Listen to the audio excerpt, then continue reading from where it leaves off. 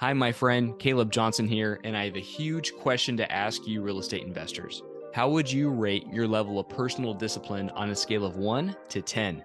If your answer is anything less than a 10, I've got something neat for you. And let me tell you, discipline means pushing yourself beyond your comfort zone and doing things that are difficult and sometimes boring.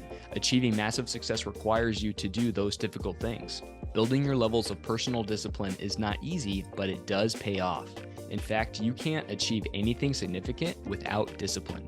Now, I just released a program for investors where I walk with you as an accountability coach to aid you stay on track so you can push yourself to do the hard things that greatness is going to require of you. Starting is easy. Go to redcapitalgroup.com and click accountability coaching at the top right of the screen. So let's get to work, and now to the interview. Welcome back, everyone. My name is Caleb Johnson, host of From Trial to Triumph, and I'm very excited to share this man's story with you today. Today we have Jim Morris, who is the youngest rookie in the MLB, or excuse me, the oldest rookie to join the Major League Baseball League. And so super excited to share his story with you today. So Jim, how are you? Fantastic, Caleb. Thanks for having me. Well, Jim, can you go ahead and give just a kind of a story background about yourself? Absolutely. Born into a very abusive family. My father was terrible. And I guess the worst thing he ever said, and I tell audiences, I said, the bruises go away. It's the words that stick with you forever. And you get tired, you get run down, and you're not worthy, and you're not good enough, and you'll never amount to anything. And with a long list of curse words added in, that was my father. And he wasted no opportunity to tear me down. The worst thing he ever said to me was holding my little brother. He looked down at me out of my mother's earshot and said, "This is the one we wanted. We never wanted you."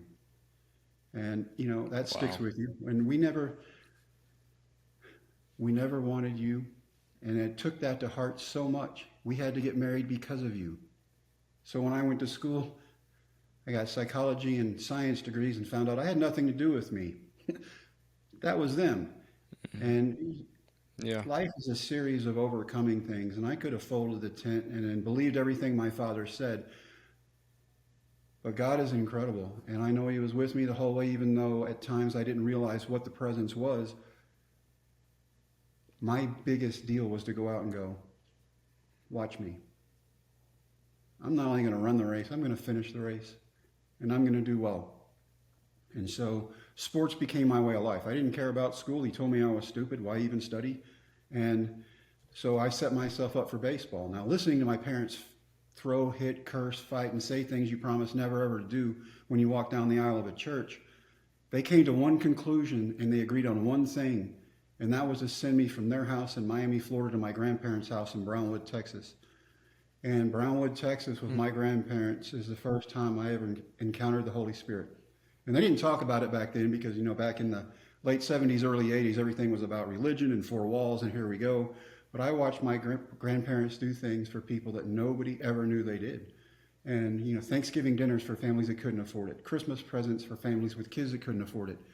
And you paint a picture in your head of getting a giggle out of your grandparents. Picture your grandparents stacking presents on a doorstep on Christmas Eve for a family can't afford anything for their kids, ringing the doorbell, and then your grandparents running off and giggling the whole way. It is one of my best memories of childhood. And, Wow. and they were never rich, but they always found a way to give back. So to me, that was the Holy Spirit going, for the first 15 years, you had to deal with this. Let's go in a different direction. And my grandmother was Wow. our church Praise God. secretary. Alice, probably the smartest woman I've ever known. First woman in Texas ever to go to all men's college and make a 4.0. And I tell audiences, Wow. I go, she can do trig in her head. She could hear music even though she couldn't read it. She'd hear a song on the radio, sit down at the piano, and play it perfectly. I skipped all that. I didn't get any of those gifts. But fortunately for me, I got to have her in my life. And so she was either at church doing her job for 30 years or at work with my grandfather at his menswear store doing accounting for him. He was either at work doing selling suits or he was at church helping her. He was a deacon in our church. And just to watch the way they carried themselves and spoke to people and a kindness in their heart. Wow, what a difference for me, for someone who learned to blame everybody else for your problems from day one, to encounter that as a teenager when I could have fallen off the rails and my grandparents were like, not on our watch. And they never raised their voice. For 15 years, all I heard was screaming and cursing. For the next 3, I never heard a cross word said. So for me, that was my foundation. And what it takes back to me is when Sean and I got married, our pastor was one of my good friends. And I said, why couldn't I have started here? It's my second marriage, it's hers. And he goes, Jimmy, we don't know how good is till we see how bad can be. And that took me right back to being a teenager and going, I went literally from hell, where I played every sport to stay out of the house, away from my father's wrath, to Brownwood, Texas, where everything was open arms and teaching and lessons. They weren't preaching at me, they were talking to me. And there's a big difference. Like when I speak to groups, they have people, big people come in, they talk down to them. My deal is always talk to people. I learned as a coach, player, and a student, I don't want anybody talking over my head. If you want to talk to me. And I got screamed at, yelled at, and cursed at enough to know if I'm going to coach and my philosophy is going to be to scream and yell, it's going to go in one ear and out the other with these kids. So I got to be open and receptive. The one thing my parents didn't tell me when I moved to Texas was that my high school in Texas, which was the 30th school I'd been to in 9 years, didn't like baseball. Our football coach hated baseball. I'd rather watch grass grow than watch a baseball game. So he played football. So apparently in Texas, football is pretty big, goes from August 1st through July 30th, it's a long season. You're either getting ready or getting ready again. We're home of the $75 million stadiums for high schools. I think it's ridiculous.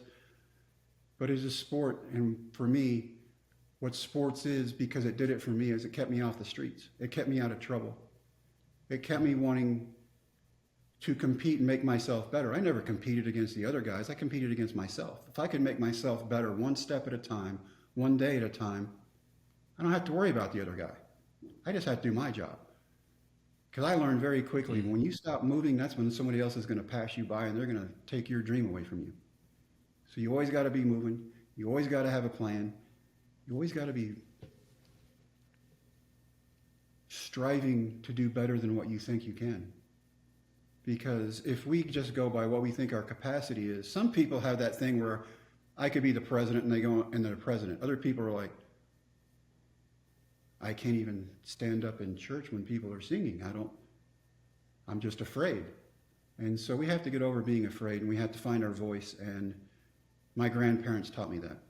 Played football in high school. We won a state championship.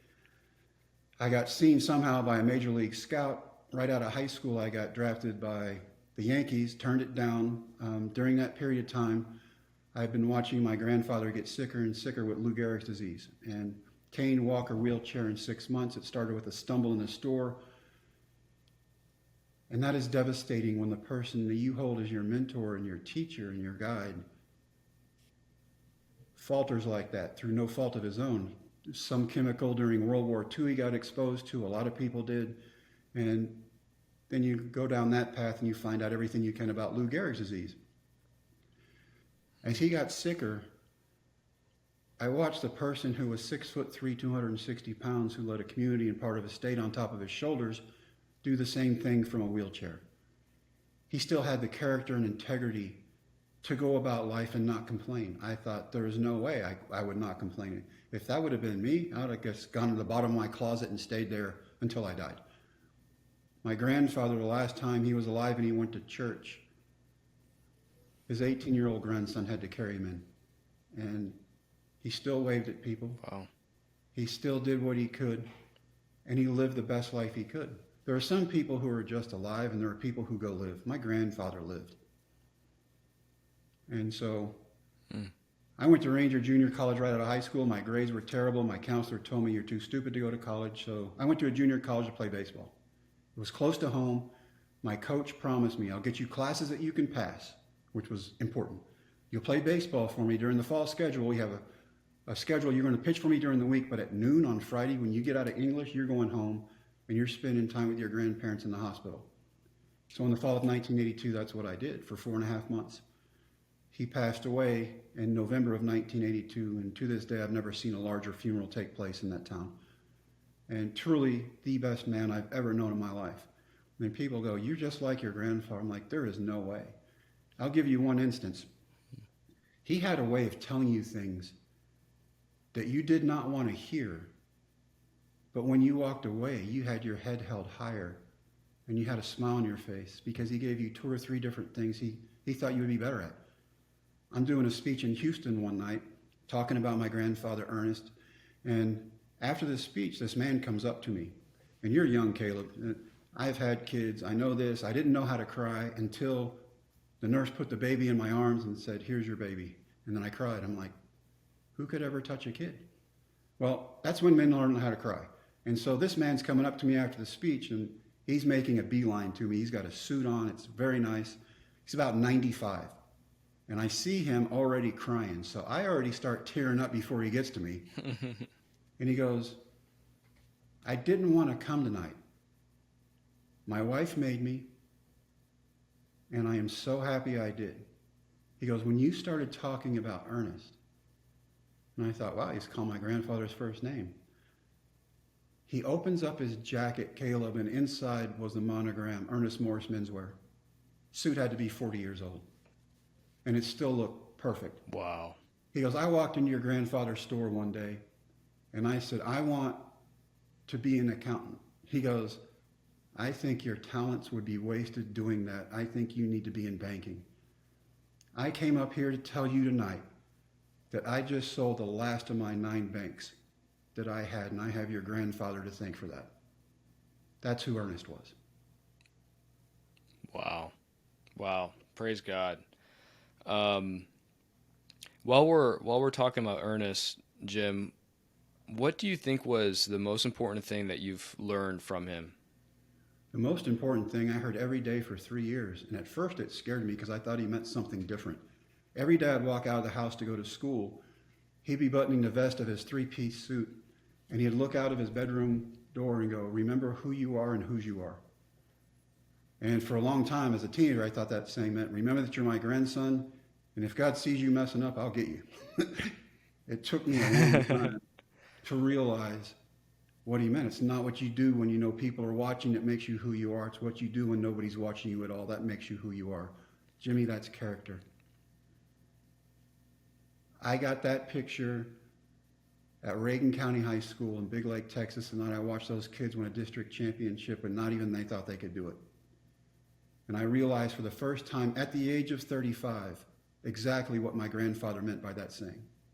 And it was just incredible.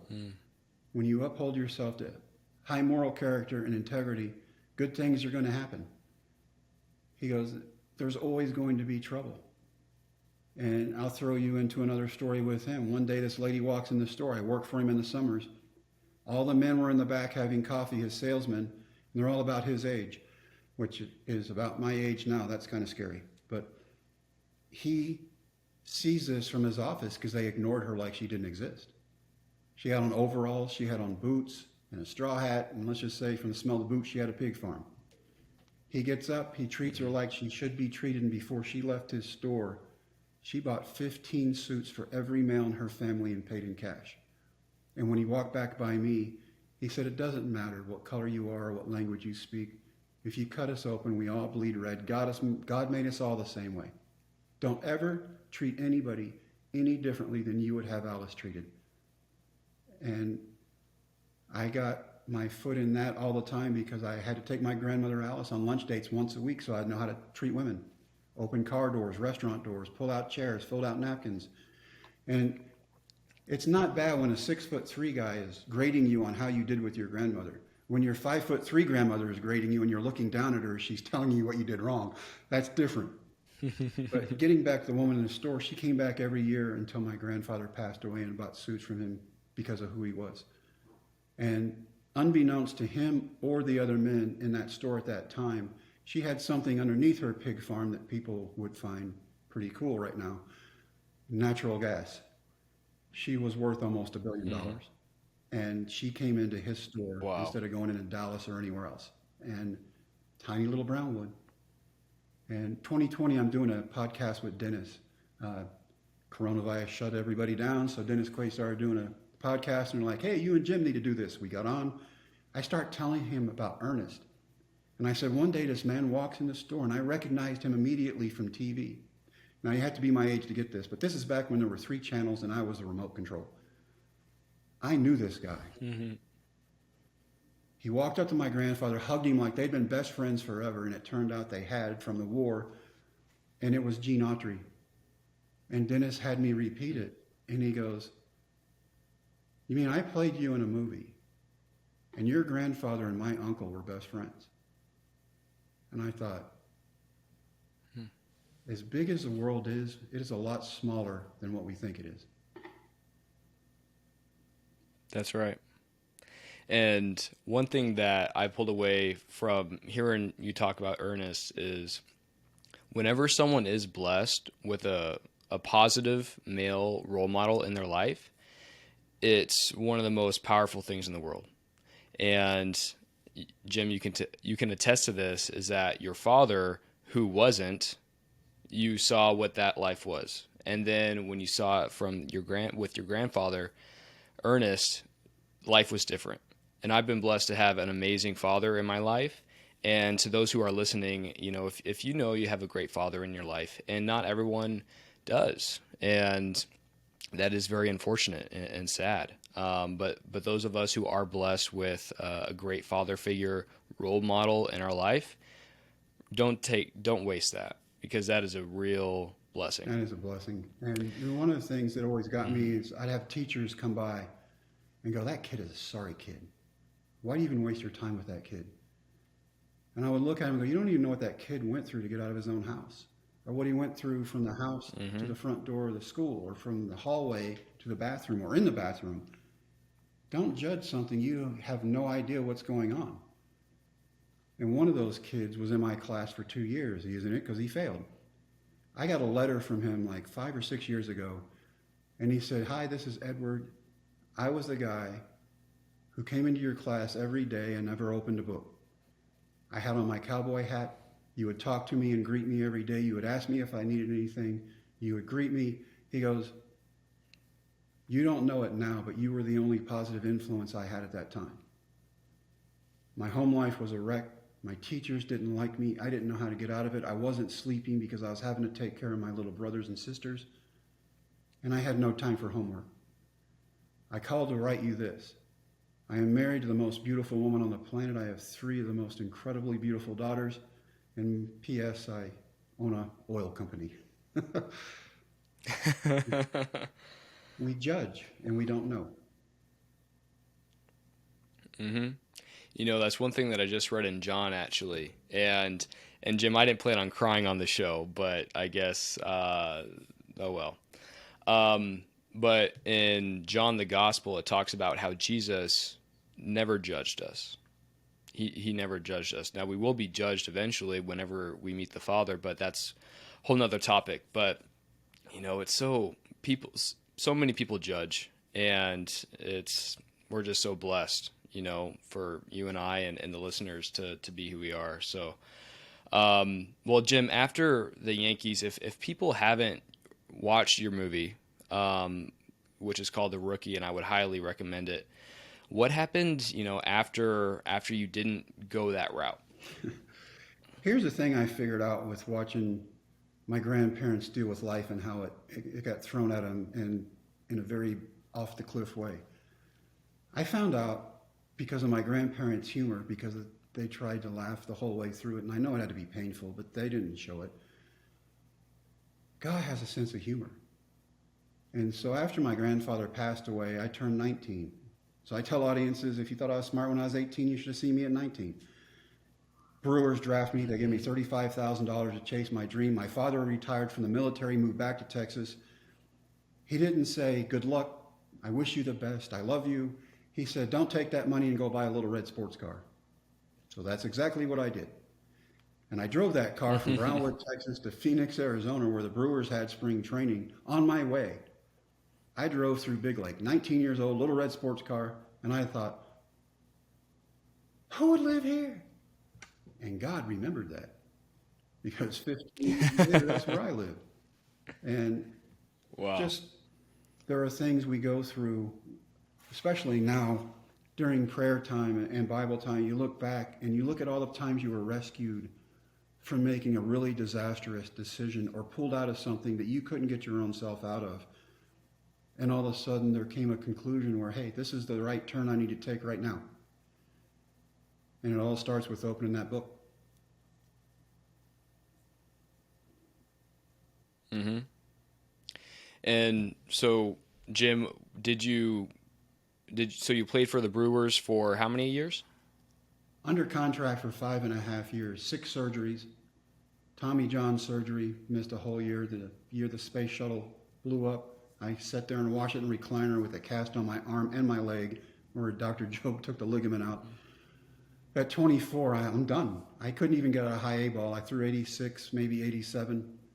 And Dr. Andrews looks at me and goes, I can fix you, Jimmy, and put you back on the field. What do you want to do? I said, it's time to grow up. I'm going to go home. I'll find a group of kids. I'll teach them the opposite of what I did, and they'll be pretty good. I'm going to go to college. I'll get a degree. Eventually, I'll meet somebody, get married, start a family, buy a house, get a dog, grow up. He goes, that is a great plan. Start with a dog. So I did.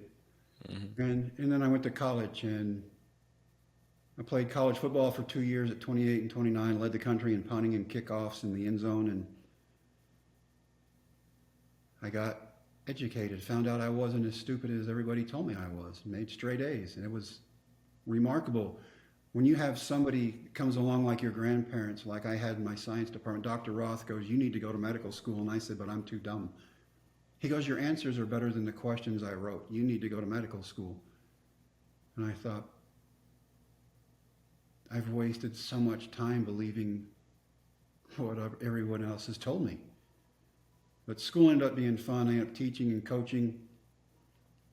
No thought of ever going back. At 29, after my last year of football, I had surgery on my shoulder because I couldn't sleep. And it hurt that bad. And my teen doctor goes, well, let me go in and make a small incision. I'll see what's there. I'll fix it up. You'll be good as new. If anything wrong, I'll wake you up and discuss it with you before I go any further. So he woke me up. Instead of a 1-inch scar, I got a 6.5-inch scar with 85% of my deltoid gone. And he said, you'll never pitch again. It's impossible. You have nothing left in your arm. All right. Teach, coach, batting practice every day. A lot of coaches stand behind the screen watching their kids hit. For me, it's better being on the mound because I did that for so long, watching their approach at the plate from the mound than it is behind the plate. And so I would throw batting practice every day that I could. Kids aren't hitting me. We end up making a bet. If they win a district championship, I'll find a tryout. Now, at the time, our kids are almost an entirely Hispanic team, so every time we get on a bus, we have homemade tortillas and honey. That is not a playing diet, that's a coaching diet. And I'm washing those down with Dr. Peppers. I weigh 260, 9 surgeries. I said, man, they are not making, I'm not doing this. I can't, no, coach, we can't hit you. And I said, because you can't hit. Why are you telling us to chase our dreams if you're not willing to do it yourself? And I said, you're 18, you need to shut up. And what came out of it was if we win a district championship, which these kids have never been a part of in baseball, I'll try out. I made it thinking I'll embarrass myself. They win. I don't even know if they win. They don't think they can win. But if it helps them, I can embarrass myself. They start hitting me over the next 3 months, and they start hitting me a lot. Then we start winning, and then it starts snowballing. Then we're playing for a district championship. 3 months later, I can't get these kids out. I forget about the bet. We're down by 2 runs going in the last inning. I watch my kids score 3 runs, hold the other team to 0, and we win. It's one of the best sights I've ever seen. And they're hugging each other. They're hugging the trophy. They're hugging their parents. That's when the realization of remember who you are and whose you are hit me so hard. And I thought, this is what Ernest was talking about. It's about giving back. It's not always about taking. There are enough people taking. We need more people to give back. We need people to be less divisive. We need our leaders to quit telling us what we don't want and helping us to get what we do want and where. All from 3 years with my grandparents. And Eventually, we get knocked out of the playoffs. I go to a tryout. Nobody wants to play catch with me. That's the old crazy guy who brought his kids to the tryout. Go up the sign-up table. Doug Gassaway's about 70 at this point. He's been scouting people for a long time. And when the kid in front of me signs up, he looks up at me and goes, "How many kids you bring to tryout?" And I look down at my 3 and I go, "I brought 3. He said, "No, son, 2 tryout." And I said, "Well, I brought me." And he looked, he goes, "What?" And I said, "I made a promise to a group of kids that if they did something nobody thought they could do, I would try to do something I know I can't do. It's going to be embarrassing. It will be humiliating. You'll get a great laugh out of it. But either you got to let me throw or I got to go find somebody else because I made a promise." And my grandfather always taught me, if you ever make a promise, you live up to it because that is your word and that's who you are as a person. So I'm trying out. He goes, "All right, but you're going to try out last. These guys are here for serious business. They want to be ball players. They got to throw from the outfield. They got to hit. They got to be timed a 60-yard run. Do you want to run?" I said, "Nope. I'll help you time them." Yeah. He didn't think that. And my kids and I had a picnic, played games, and I changed diapers for 4 hours watching these kids try out. And eventually he calls me out the mound, hands me a baseball, and he goes, "Jimmy, how many pitches do you need to warm up?" And I said, "To embarrass myself, none. I would just like to pitch, run off the field quickly, remembering to grab my kids on the way to my car." And he giggled at that, and he walked back behind his backstop, and he picks up his radar gun. Young kid catching me, September 19th, 1999. This kid catching me has turned 19 that day. I don't remember his name, but he had been out of school for 19 days. He was 19 years old, and on September 19th, he was catching me. Gives me a sign for a fastball. I wind up, perfect pitch, and I'm admiring it. You know, I'm old, I'm fat. I'm like, "That's a good pitch." He's shaking his gun. I'm like, "I do not even throw hard enough to register. That's worse than I thought." And then he has me throw more. All the young kids threw like 20 pitches. I get up to about 60. I'm like, they're making fun of the fat old guy, and that's me. And when I get done, the 19-year-old kid catches me, runs up to me, he goes, "Sir," which hurt my feelings. He goes, "You threw better than anybody today." I said, "Son, that's because nobody here could throw." He goes, "No, you had him talking back there." I said, "I'm sure I did, thank you." And I get my kids in the car, turn the air on. It's Texas. It's about 8 million degrees in the summer. And Gasaway, the scout, meets me in my car. He goes, "I remember you. Back in the early 80s, you went to Ranger Junior College and you were a football star. Everybody wanted to make a picture out of." I said, "Yes, sir." He said, "Jimmy, back then you were tall and thin and through 86 or 87. I said, "Yes, sir." He goes, "I don't know what you've done in your time off, aside from eat, but the first pitch you threw without warming up was 94. Everything after that went up to 98. Immediately, I'm stunned because I'm like, there's a happy dance going on. You're like, I'm throw gas. What immediately took over that thought was, you have been throwing 98 at high school kids. You're getting sued. And he goes, "Look, you're old." And I said, "Thank you." He goes, "When you signed up today, you had 35. I'm calling in a 32-year-old lefty. Great movement, throws 98. If I don't call it in, I'll get fired." He goes, "We may want you to come back and throw again. If I come back, can I be 29? He laughed at that too. I came back in 2 days later, in the pouring rain, so bad they had to hand me a brand new baseball, every pitch sliding up to my knee in mud with metal spikes on. The catcher had metal gear on, with my 3 kids and half my high school team watching me on a field that is lightning everywhere. I'm throwing 98 every pitch. Signed a contract. 3 months later, I'm in the big leagues. All because of a group of kids who, when I push them, they push back. Wow.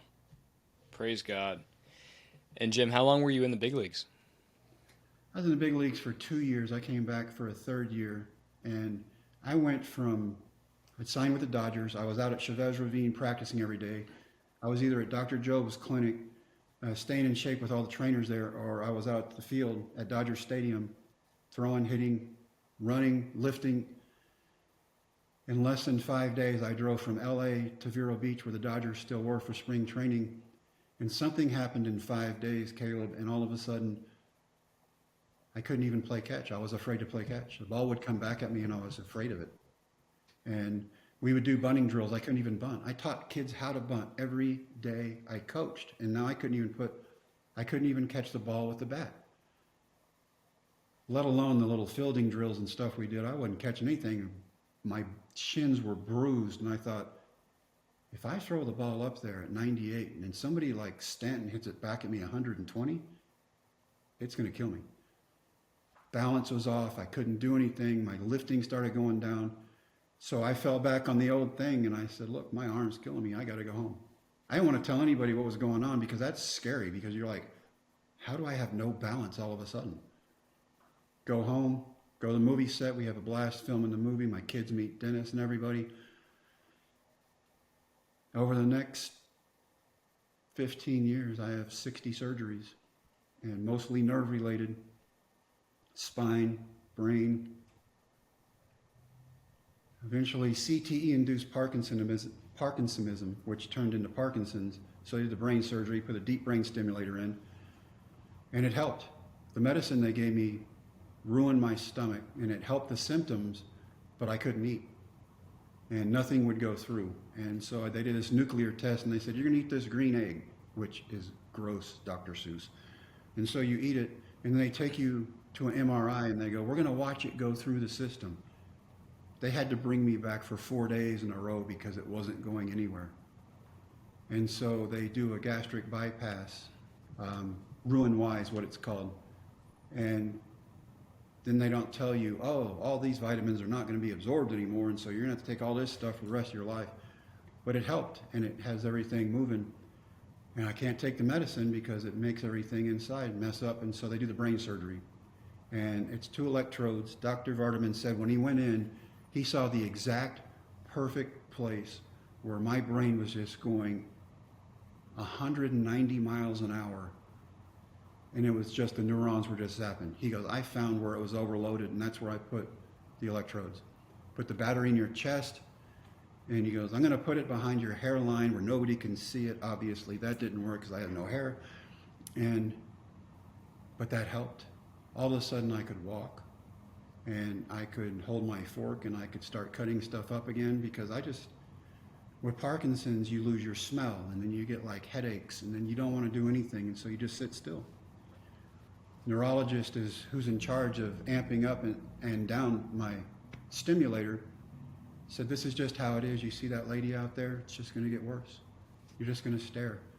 To the point where I came home and my daughters are watching a speech I had just done, and they're like, Dad, you don't move your arms anymore, and you're not making any faces. And I thought, wow, it's way quicker than I thought. So then you kind of go, you don't lose your faith. You just make excuses for yourself not to be blessed. And so the neurologist is going, it's just going to get worse. They're giving me opiates left and right and everything else for my nerves. That's not working. Headaches. I'd get a headache on January 1st. On January 5th, June 5th, it would break. On June 8th, it would start over again and start ramping back up until Christmas. And so you couldn't do anything. I would go to speak. I would literally survive in between speeches. I would go and do all my speeches, and then I would sleep. Before, after, and when I got home, I would just go in my room, shut the door, and sleep. I was not existing.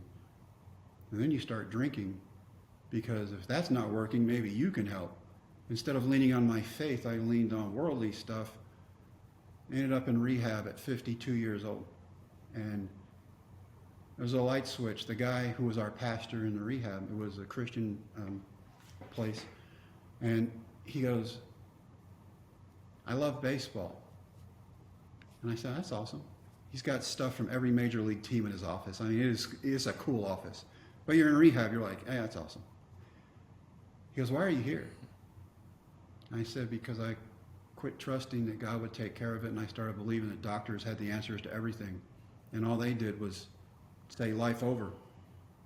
He goes, so you haven't lost your faith? I said, no, God's with me all the time. I got Jesus right here. He goes, so Jesus is your co-pilot? And I went, yeah.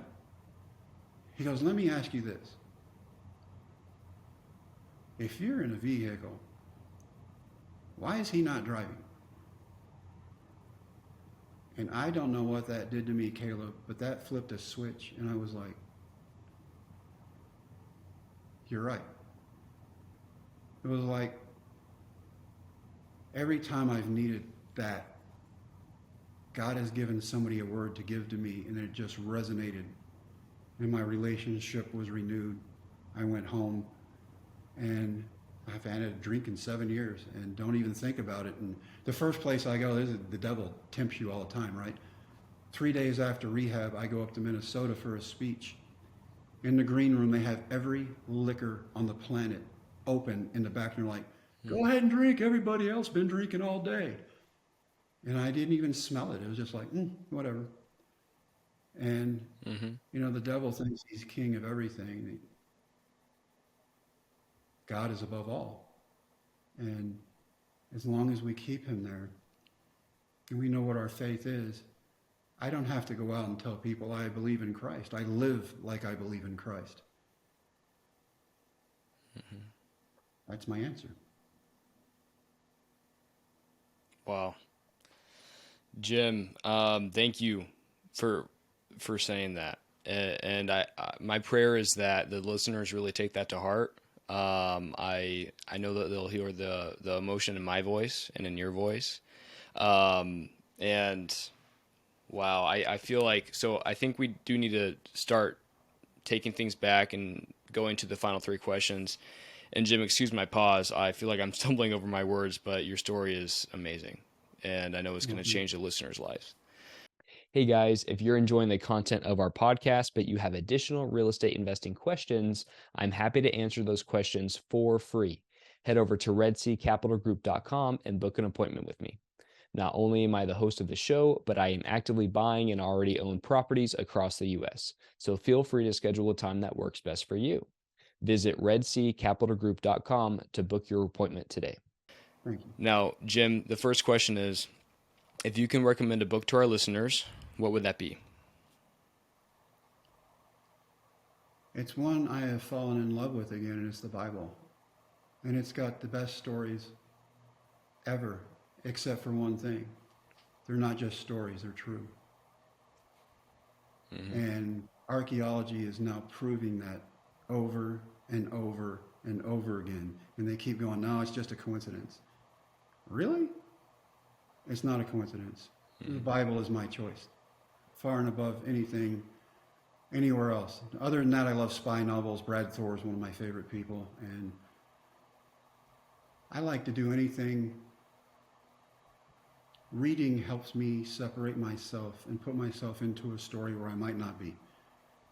So when I'm reading Isaiah, I'm trying to take myself back to that time and go, what it would have been like to be a voice of God, and God's giving you this download, and you're going out, okay, what we're going to do now? You're not going to be well received by a lot of people because we're all fallen. And that would have been tough. And so to get lost in those kind of stories, that is it for me. And every time I read, I can read the same passage 20 times. I'm going to see 20 different versions of it because it means something to me on every day I go through everything. When I played Major League Baseball, we went to a chapel one time, and our pastor that day had this lesson. He goes, every day of the month, read the corresponding book of Proverbs. And so every day I started reading it, and every month I would read Proverbs 1 again, and I would see something different that caught my attention and took me down that road on something I needed to improve or something I could help with. And that to me, so Proverbs every day, and then just Bible study. And I think we need to keep our minds as clear as possible. When we're being distracted is when we need to slow down, collect ourselves, and take yourself to where God wants us to be. And I do speeches, and when I first started speaking in 2000, they said, do not ever talk about your faith on stage because you will be done. Well, I'm not trying to go, you need to do this because I did it. I don't want anybody to do it my way because I did everything the hard way, and I got broken a lot, and God has fixed me every time. My deal is just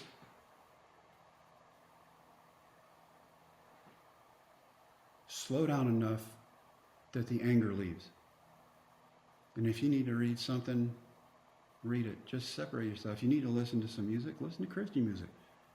There's some Christian music now that 10 years ago I was listening to Disturbed and Metallica and everything else because you're playing baseball back then or coaching baseball and you're like headbanging stuff.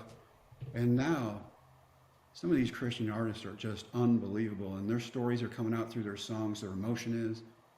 And I've fallen in love with that music. Mm-hmm. And Jim, if people want to learn more about you and your story, where can they do that at? Amazon or JimTheRookieMorris.com. Right now we got the book Dream Makers out. It's about the whole story. It rehashes baseball in the school real quickly at the beginning, and then we go through the relationship with my father and start breaking life down. It's got a faith chapter, and that's why there's a feather on the front of it. When I found out I did not have Parkinson's, it was not from a doctor. And that is one of the most powerful stories in there. And people who read it are just blown away. Even people who don't really have that faith, they're just like, you were kidding me. And so, yeah, rehab chapter's in there, last resort of the last resort. That one's in there. The last chapter I have in the book and is basically a workshop for yourself to learn how to tell your own story, because we've all got a story to tell. My story is not your story, and it shouldn't be because we're all different. But something in your story may help me tremendously. And if you learn how to share that, that's going to help me and it's going to help other people. And if I can share even all of my darkest moments with people so that they can see the difference between darkness and light, I'll share it all day long, man. They can make fun of me all they want to. I found out very quickly when I started speaking. I went up to Canada. It was during a bad time in Canada where nobody had any jobs. Unemployment was high. It was supposed to be from 8 to 5 that day. I was supposed to go on at 2. I went on at 8.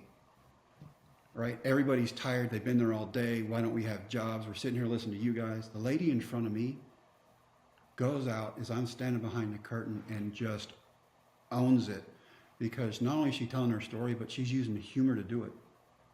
So when I start taking all my mistakes and I start adding humor to it, I don't make fun of other people, I make fun of me. So if people want to get offended because I make fun of myself, be offended. I don't care. I'll protect myself. Humor helps people listen more. And so just find something funny going on, because every day the devil tries to throw something in your path. God's given us a different path to get away from that. And if we're busy being mad and we got our heads down, we're not going to see it. My grandfather always said that. You're so busy going from point A to point B that you do not see the opportunities and the gifts that are open to you along the way. Slow down. That's right. And Jim, if you can share one final thing with our listeners that they can take away from today's show, what would that be?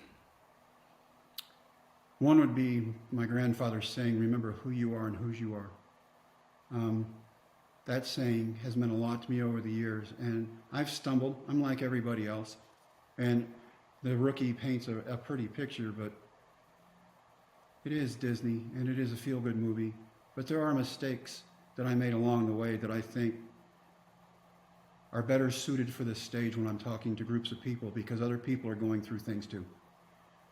And somebody may need that story of what I went through with my father. Or somebody may need that story that I went through with my grandparents for only 3 years. And they always want to share things. And if my deal is to be a listening rod, then I'm going to be a listening rod. And I speak, yeah, but my biggest joy is listening to people after the talk come up to me and share their stories on what we've been through. So remember who you are and whose you are. That's great. Jim, thank you so much for being here. Again, I know your story is going to benefit a lot of people listening to this. It definitely changed. It was the highlight of my day. So thank you very much for being here. Thank you, Caleb. Thank you for allowing me to share my mistakes. Praise God. All right, everyone. Hope you have a good day. We'll catch you next time. Bye. It's time to grab your victory. Find us on the web at redseacapitalgroup.com and follow us on Instagram and Facebook at Red Sea Capital Group.